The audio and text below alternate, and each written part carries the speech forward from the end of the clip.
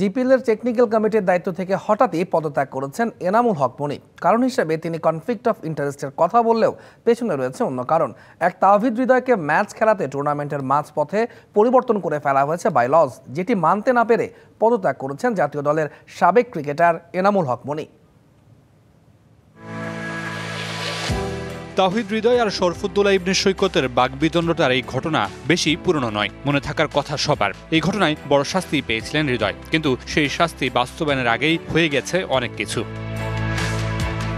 হৃদয়কে 2 ধাপে শাস্তি দিয়েছিল ডিপিএলের টেকনিক্যাল কমিটি। সেই শাস্তি কমাতে মোহামেডানের অনুরোধে বাইলজ পরিবর্তন করতে চাপ দেওয়া হয় এনামুল হক মনির উপর। তিনি সেটি না করে নিজের অবস্থান থেকে করেছেন পদত্যাগ, যদিও তিনি বলছেন কনফ্লিক্ট অফ ইন্টারেস্টের কথা।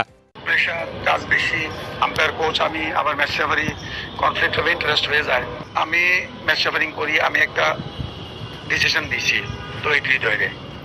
এটা আবার আমার টেকনিক্যাল কমিটি আমার কাছে আসছে, এটা কি ভালোই হোক। আমি তো রিজাইন করছি 18 তারিখে, এটা বদল হয়েছে 19 তারিখে।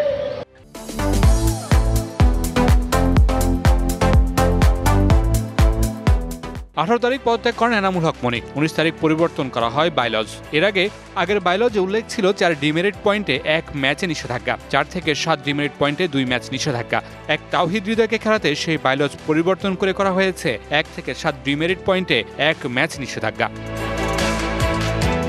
আগের আমলেও ক্রিকেটের নানা অনিয়মের কথা উঠে এসেছে, রাত্রি হয়েছে নতুন নতুন নিয়মও। কিন্তু নতুন বিসিবির প্রধান আসার পর ভাবা হচ্ছিল সঠিক নিয়মে চলবে ক্রিকেট, সেটিকেও দেখানো হলো বৃদ্ধাঙ্গুলি। একজন ক্রিকেটারকে খেলাতে রাতারাতি পরিবর্তন করে ফেলা হলো টুর্নামেন্টের বাইলজ।